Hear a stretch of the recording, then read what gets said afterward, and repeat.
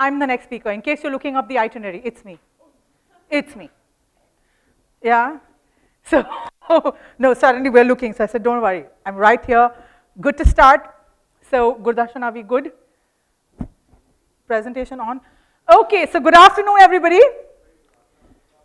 Okay, I know I am juxtaposed between you and your lunch, but it's extremely important to have the good afternoon right. Good afternoon. So I'm going to tell a story. A story of two monks. Okay?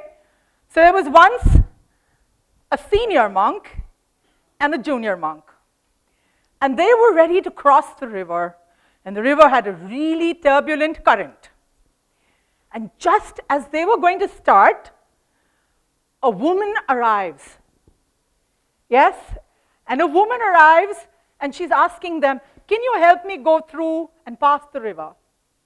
The monks look at each other. You see, they have vowed never to touch a woman. But rest assured, the older monk picks her up, transports her across the river. You see, now the younger monk is a little baffled. We vowed never to touch a woman. So 2 hours passed, 3 hours passed. You see, he can't control himself. So finally he blurts, how did you pick her up? We have vowed never to touch a woman. Well, the wiser monk looked at him and said, I dropped her off on the side of the river long ago. You're the one that's still carrying her. Yes? Well, you see, within us exists the fact that we do want to drop and leave the past behind. We want to be the wiser monk, you know. But what to do? We have parts within us, you know. We are that younger monk. We carry the past. We carry the regrets. And we have those moments. And that's the truth of life, that we have this experience of being the younger monk. So I'm a doctor of medicine. I'm a psychologist for the last 20 years of my life. This is all I've ever known. I don't know anything else. But the journeys of people, close to 15,000 that I have assisted, they have inspired me to understand today that happiness is a state on a continuum. It's an experience on a continuum. And you see, in our life, what is a continuum? A continuum is where one element is slightly different from the one next to it, but the extremes are very different from each other. So the fact is, we oscillate through the continuum, and happiness is somewhere in between that continuum. But you see, what happens? We fear the left side of the continuum. We want to be always right, metaphorically and actually. We want to be always right. We fear this side of the continuum. But if I told you for a single moment, don't think of a pink elephant. Don't think of a pink elephant. What's the first image in your mind? Pink elephant. What to do? The mind is like that, you know. So what we resist persists. So the more you tell yourself, don't think about this side of the continuum, it's going to happen. That's how the mind is engineered. And so, Carl Jung, one of my most favorite psychologists, he spoke of collective consciousness. He, in his quote, asked us a very interesting question. He said, would you rather be good or complete? What did he say? Good or complete, he asked us. Which means, in infinite wisdom, good and complete don't go together. Hear him out. That means, in order to be complete, I have to accept the young monk in me and the wise monk in me. To think that I will avoid or abhor the young monk and only move towards the wiser one is illusion. And that is why we coined proudly what we would like to call the happiness continuum. And in the journey of the happiness continuum, if I can see it one more time, Gurdarshan, please, I'd like to ask each one of you for a moment, where are you on the happiness continuum in the last 48 hours of your life? You don't have to tell me. This is for yourself. Ask yourself, where are you in the last 48 hours? Where do you want to be? Just reflect for a moment. Yes, our well-being is somewhere in the center of the continuum. I'm not taking that away from you, that the well-being is to oscillate in the center. But the fact and the truth is, we move through the continuum pretty effectively. So you see, I work with this very dynamic man here, Gurdarshan. Say hi to him, everybody. Okay? Hi. Okay? Lot of the work we do is possible because of his left brain. You left to me, I'd only tell stories. So this understanding of happiness and models of happiness really intrigued me. And we started penning down our thoughts. And in about 2018, we interacted with 3,000 corporate employees to understand what brought them on the continuum, their journeys to oscillate in the balance, which was beyond their current mental and emotional states. And I'm going to share with you the findings of the MindSpa research. So this is what we found as 3 roadblocks. See, when you're finding something, you find the blocks first, right? So we found the 3 blocks that prevented people from being happy in corporate India 2018, 2019. So dil tham ke suniye, okay? So my question to you is, how many of us have checked our mobile phones in the last 1 hour at least once? Put your right hand up. If hands up in the air, I love hands up in the air. Checked it twice, 2 hands up. Checked it thrice, stand up. Checked it 4 times, right leg up. Come on, do it. Yes? Anybody else who's saying no is fibbing, you know. Okay, everybody's done it. We need some women honesty and men honesty too, sorry. So, there, okay. Our research showed that 73% of people slept in the same room as their phone. Matlab, wife, spouse is there, we don't know. Phone is there always. Sab dardo ki ek dawa, okay. And then, they also said that 60% said that they spend more time on their phone than they actually intended. It's like saying every day morning, I'm walking and I have to slip on that bloody same banana skin again. Because you spend more time. You think you're not going to do it, but you slip on the banana skin again. So just look at the numbers. If you do the math of the number of minutes, millennials are spending 6 hours, boomers are spending 5 hours. Okay, we're not very far. 5 hours on that device. And first thing in the morning, we don't think of ourselves or how our day is to be. 52% said that we needed the phone first thing in the morning. How many of us check our phone first thing in the morning? Yes, okay, a lot in the room, okay. Okay, so let me tell you a little bit about, and see yourself now. So how many of us spotted ourselves there? Yes? So let me tell you a little bit about the impact of this, okay. By the way, you know how many times an individual checks his phone in a single day? Clicks, types, switch. 2,617 times a day. Okay? Every time we do that to our devices, we release a chemical called dopamine.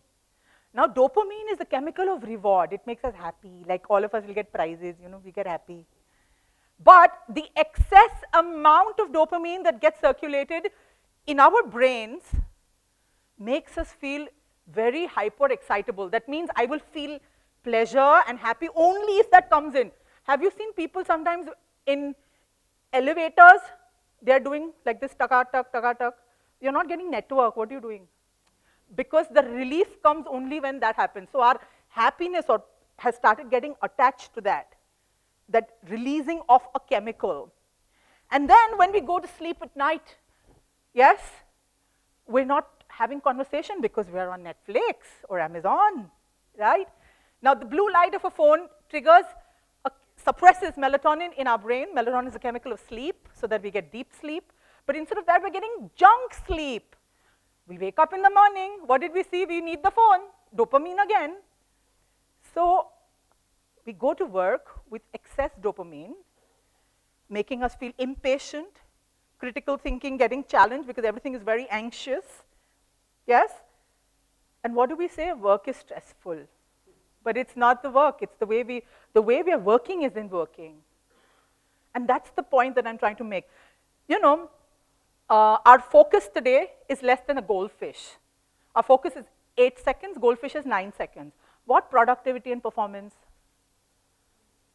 Today, it's linked. See, what happens is because we're so much in a device, the human element of talking to people, yes, loneliness is highest noted with technology. Because we have forgotten what it is for human connections. Relationships, you can write this down. Relationships are the biggest casualty of not knowing how to deal with a device. And because we don't know what it is to be alone, so the science of creativity says that you have to spend alone time. But how are you going to spend alone time? Because you have panic of aloneness, not the peace and solitude of it, right? Which is why you have to go for retreats then to do it, which is interesting. Yes, on that note, we understood their digital habits, and then we moved to the next roadblock. And the next roadblock, so how many of us express our emotions at home very easily? How many of us express our emotions at work? Okay, and at work, how do you express your emotions? You express, some hands have gone down. Yes?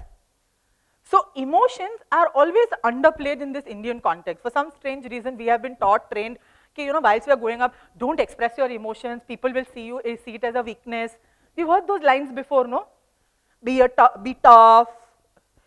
Now what happens is today, although we know all these EQ trainings we get say, managing emotions is extremely important in leading large teams, yes? But how to do it, no one tells us, which is unfortunate, okay? So the interesting thing is, and I'm going to ask you to watch this really sweet clipping and I will translate it for those that need to understand.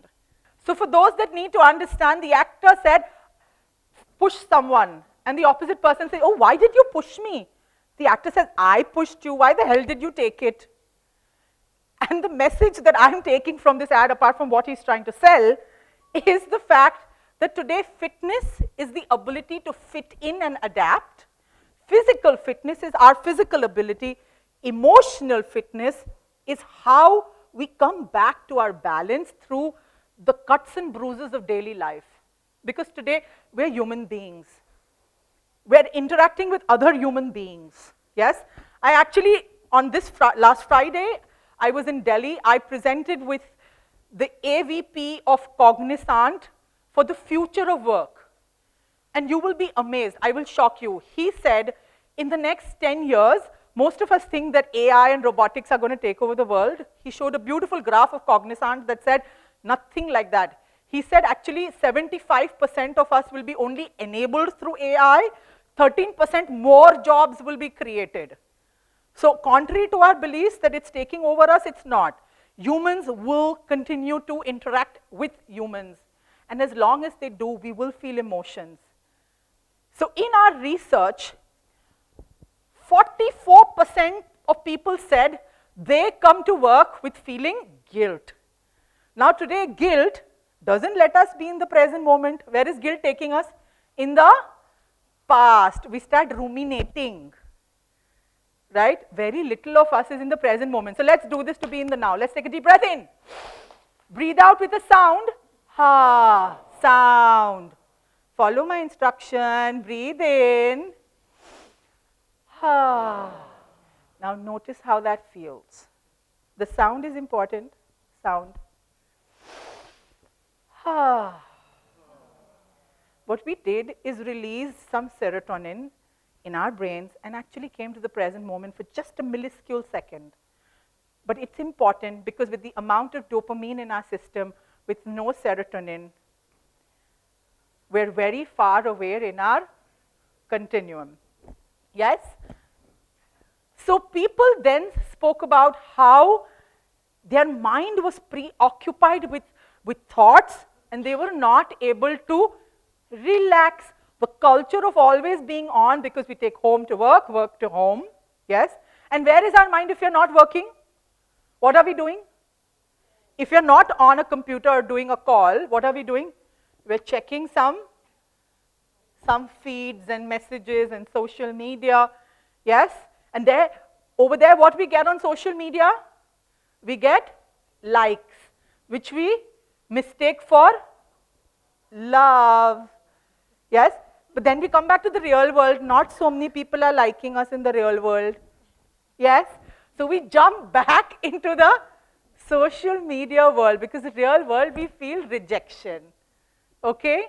So we feel emotions all the time, and with the presence of devices, we are not trained to come back and be emotionally fit. Today, emotional quotient trainings are not helping us how to be fit and deal with those emotions. They are saying it's important. Now, how many of us need the great elixir of truth, which is why corporate trainings can be very fun. By the evening, what happens is they have great elixir of truth. What is great elixir of truth? Everybody knows? Yes, all the truth comes up. So how many of us need this to speak the truth? Suddenly no hand is going up. I'm going to look at all of you all in the evening, okay, at Bandra. 42% of people said they cannot express themselves freely. Yes, whether you feel bullied, you feel you're not respected, you're not heard enough, you're not belonged enough, you will not express. And then if nothing else is left, we will text. So the art of texting is more than the art of talking. And that is why today communication, the art of communication is reducing even further. And when we bottle up inside us, all these emotions frustrate us even further, because we are not taught the art of expression. Which is why the one thing that we recommend is, first is emotional literacy. So I was hired once to coach the leadership team at an organization, and they said build happiness, but they said it subtly. You know, they were not very open about it. So when I asked the CEO, I said, so how are you feeling? He said, I'm good. So I looked at him and said, how are you feeling? Trying to keep a poker face. He said, yaar, kya karoon? How are you feeling? There's so much to do. How are you feeling? I'm just overwhelmed. Now see, from feeling okay to sad to overwhelmed, our dictionary of emotions is very little. We've not taught how many emotions are there, what are we really feeling, how to identify. The minute he said overwhelmed, there's a solution in it, prioritize. So the beauty of emotional literacy is that it will have a solution embedded in it. And like I've been saying, we are not taught how to put emotional first aid bandages. We have physical first aid rooms in our offices, but not emotional first aid clinics. And that is the need of the hour. And third, being emotionally fit is not a ritual. Please note this down in your mind. Like you wash your hands, you keep telling your children, wash your hands before you eat, take a bath in the morning. Nobody tells us to be emotionally fit as a ritual. Do you need a reminder to take a bath? No, because it's part of the plan. To brush, part of the plan. In organizations or even in our life, let's face it, being emotionally fit is not part of the plan. You have to take out. Willpower is not at will. The minute you will bring willpower in the picture, your plan will go for a flop. You have to make it a ritual. So quickly turn to the person sitting next to you for about 10 seconds. Just turn to someone sitting next to you. Quickly turn, preferably someone you don't know.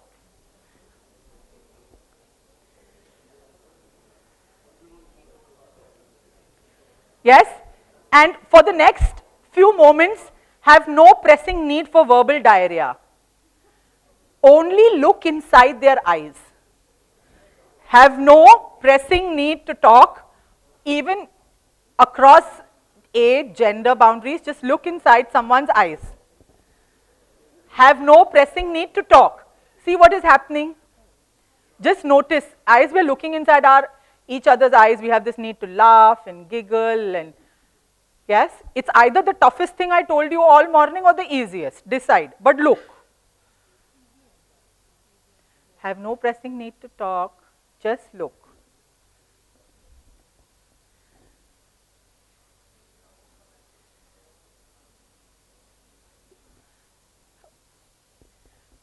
And now close your eyes and notice how it feels to be understood, just through the eyes.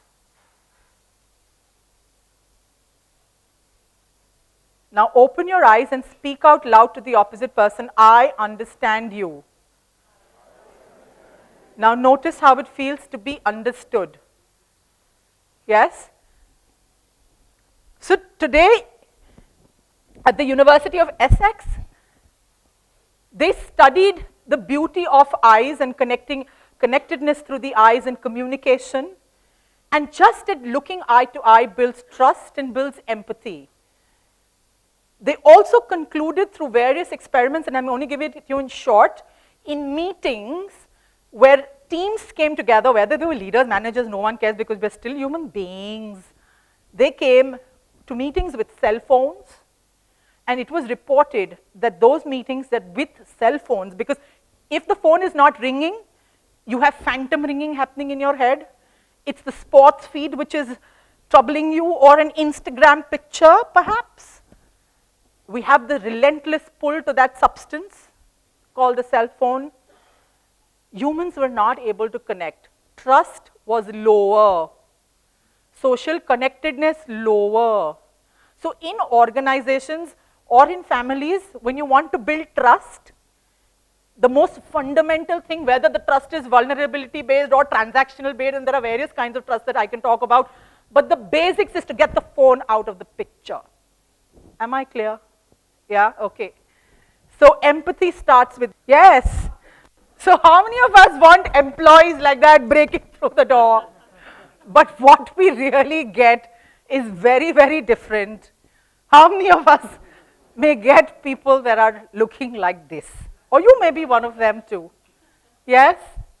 So the third block that we encountered on this journey is burnout. Okay? Now tell me why, if you're tired when you go to work, it's tough to be exhausted and happy at the same time, by the way, at one point in time on a daily basis.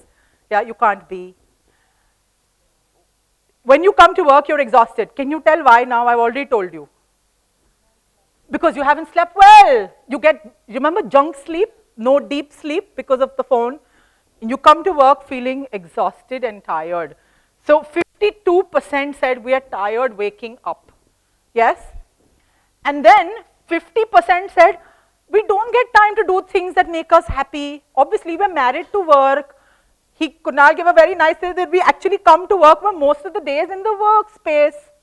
And the little time we get, we've occupied it with other things which are not very meaningful. So we don't get time to do the little things that make us happy. And 42% of people said we don't really reflect enough. So if I asked you for a moment to close your eyes and just think about your life 10 years from now, just breathe, 10 years from now, whatever thoughts and visions you get, another 20 years from now, stay with the thoughts and visions in your head, another 30 years from now, and just move forward in time to the moment of your death in this lifetime.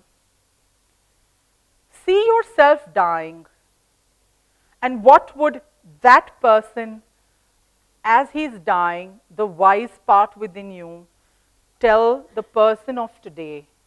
Hear those messages.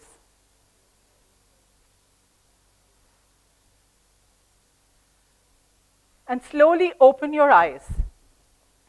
And you make a note of those little messages you get. But the question is, how often do we spend time in asking ourselves, what is it that makes me really happy? Listening to that voice of the wise part within you is an extremely important part of our daily life. So here, the fact is that the way we're working isn't working. Today, we have become human doings and not human beings. And so the simple solution that we have for you today, in fact, is called as Plan B. So we're sharing with you what we'd like to call as our magnum opus at Mind Spa.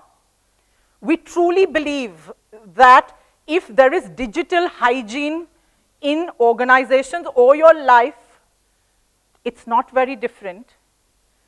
If you are truly emotionally fit, and you have more energy, is the gift of happiness at the center.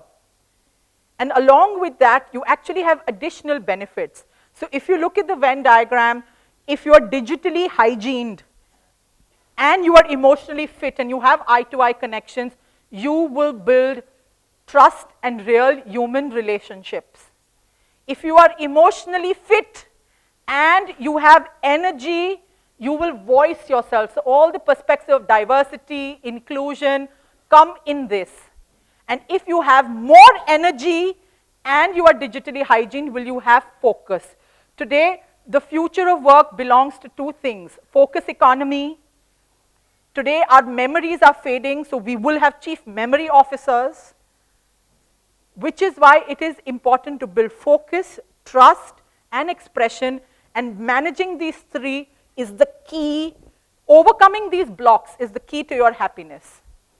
So the future of happy workspaces, we actually spoke, like we said, to a group of architects and interiors this Friday at the Shangri-La, where we spoke about, see, most people say, and the room full of HR, and not a single architect here, but most people would say that building happy spaces is job of the HR.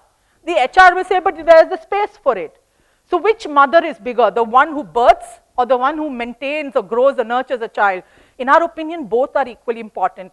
So we developed the three-prong approach, and we are more and more spending time so that people can build happy spaces so that the others can lead and operate it. So first have the design in place, then take care of the operation, and then the leadership stories to break stigmas, to share stories and build happiness. So we have really easy recommendations. The simplest one is to switch off notifications, delete unwanted apps, have a digital creche at office and at home. Use the phone to be digitally hygiened. We're not taking technology away from your life, but maintain it in a balanced way. In cafeterias, keep the phones out so people can have real human connection. Plan B is to really invest in me time at offices and have heart-to-heart conversations, spending time and relaxing. To be emotionally fit, create a space. The problem is, so there is a report by SAP which said that the 66% of people said that the reason why people don't take care of their happiness is because they don't have the time and the space to do so. Okay, so it's important to create the space so that people can identify their emotions, ask themselves what they feel, what they want to talk about, build waste baskets. Like you have physical waste baskets, build emotional waste baskets as well. Have room so that people can release their anger and have private conversation. It's important to speak your truth each single day. There are very easy techniques called emotional freedom techniques that can help you in this journey. But understanding, asking yourself through the day periodically, what am I feeling? What am I really, really feeling? Can I breathe through this? Can I throw what I don't want is extremely important. And the next plan B for building more energy is to allow people to receive periodic relaxations. The human body works in a cycle of 90-20. It's called a circadian rhythm. That means 90 minutes you can focus, have flow experiences of productivity. 20 minutes you must get up and relax. You must get up, move your body. That will actually build your energy levels. The secret mantra, like everybody says, having gratitude at the workplace is important because sharing gratitude again releases serotonin. Remember, the more you will reduce the elements and negative impacts of dopamine, the more you will increase the serotonin and ways to increase serotonin and have human interactions with oxytocin is where happiness will be built. We truly believe that plan B of the future of workspaces, if we have this happiness, this hygiene built in, we believe that together, you and me will hopefully live to see a world where plan B is truly plan A. Thank you very, very much for patiently listening. And if you enjoyed what we've shared, we always say each one reach one. So reach out to one person, share our learnings together. We will make a butterfly impact on the world. And on that note, we're going to invite Varun, who is our chief singing happiness catalyst, who's actually come here to get you to sing. So let's clap for Varun.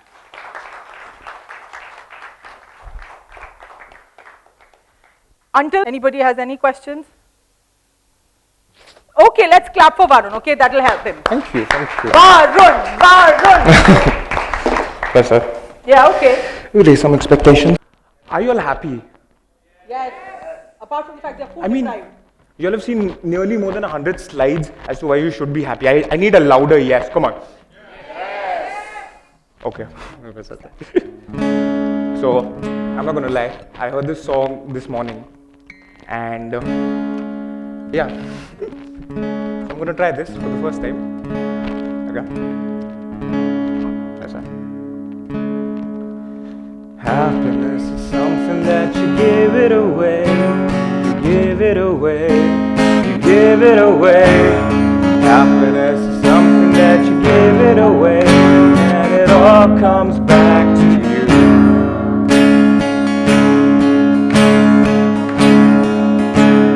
Happiness is something that you give it away. You give it away. You give it away. Happiness is something that you give it away, and it all comes back to you.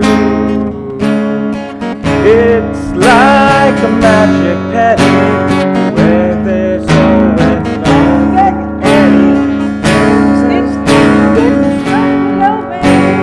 Happiness is on your. Like I said, sorry, that was my justification. I just heard it today, so I was not 100% sure about the lyrics. But anyways, in this next song, I would need your participation. Now he's a rock star. Unfortunately. So your cue is a very simple line. It's related to the theme. The line that you have to sing is, because I'm happy. Okay, that's your line. That's all that you have to sing. Okay. And unfortunately, we don't have the budget for backup vocalists behind. Yeah, we're there. We'll need you all to do that job for us, okay? Come on, let's do this. It might seem crazy what I'm about to say. Sunshine, she's here, you can take away.